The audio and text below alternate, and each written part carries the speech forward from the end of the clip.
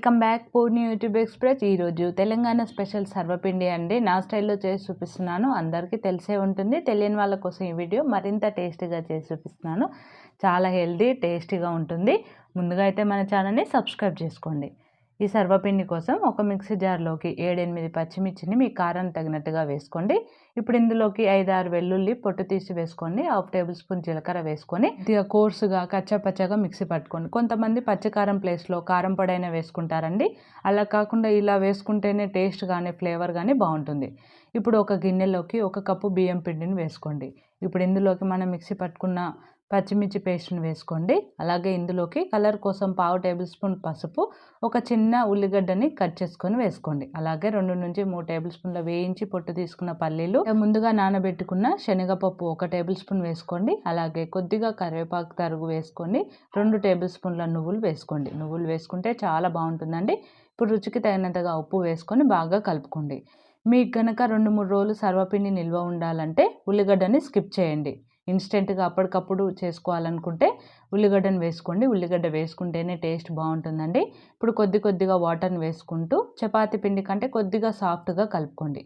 ఈ విధంగా పిండి కలుపుకుంటే సరిపోతుందండి.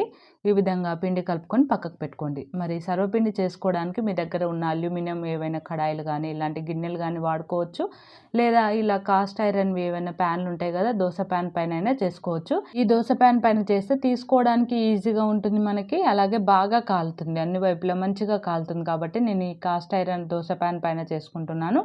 ఈ విధంగా ఈ ప్యాన్ పైన 2 టేబుల్ స్పూన్ ఆయిల్ వేసుకొని కొద్దిగా పిండి ముద్దను తీసుకొని ఈ విధంగా వీడియోలో చూపిస్తున్నట్టుగా బాగా స్ప్రెడ్ చేసుకోండి. కొంచెం పల్చగానే స్ప్రెడ్ చేసుకోండి, అప్పుడే బాగా తొందరగా కాలుతుంది. ఇప్పుడు దానిపైన ఇలా హోల్ చేసుకొని దీనిపైన మరో 1 టేబుల్ స్పూన్ ఆయిల్ వేసుకోండి. ఆయిల్ కొంచెం ఎక్కువే పడుతుందండి ఈ సర్వపిండికి. ఇప్పుడు స్టవ్ వెలిగించుకొని స్టవ్ పైన పెట్టుకొని స్టవ్ని లో ఫ్లేమ్లో పెట్టుకొని కాల్చుకోండి.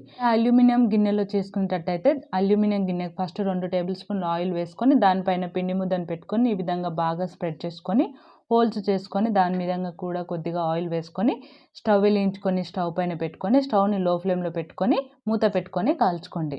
అప్పుడప్పుడు మధ్య మధ్యలో చెక్ చేస్తూ ఉండండి, మనకి అయిందో లేదో తెలుస్తుంది. ఎప్పుడైతే ఇలా ఈజీగా ఊడొచ్చేస్తుందో అప్పుడు మనకి సర్వపిండి కరెక్ట్గా అయినట్టండి. మీకు నచ్చితే 2 వైపులా కాల్చుకోండి, లేకపోతే ఒక సైడ్ అయినా చేసుకోండి. ఇక్కడ నేను 2 వైపులా కాల్చుకొని తీసుకుంటున్నాను. ఇలా 2 వైపులా కాల్చుకొని స్టవ్ ఆఫ్ చేసుకొని ఒక ప్లేట్లోకి తీసుకున్నారంటే మన సర్వపిండి రెడీ అయిపోయిందండి. చాలా బాగుంటుంది, చాలా టేస్టీగా ఉంటుంది. ఈవినింగ్ స్నాక్గా ఇలా చేసి పెట్టండి, చాలా బాగుంటుంది, చాలా హెల్తీగా ఉంటుంది. జర్నీ చేసేటప్పుడైనా ఈ సర్వపిండిని చేసుకొని క్యారీ చేయండి, చాలా బాగుంటుంది. మరి ఈ వీడియో నచ్చితే లైక్, షేర్, సబ్స్క్రైబ్.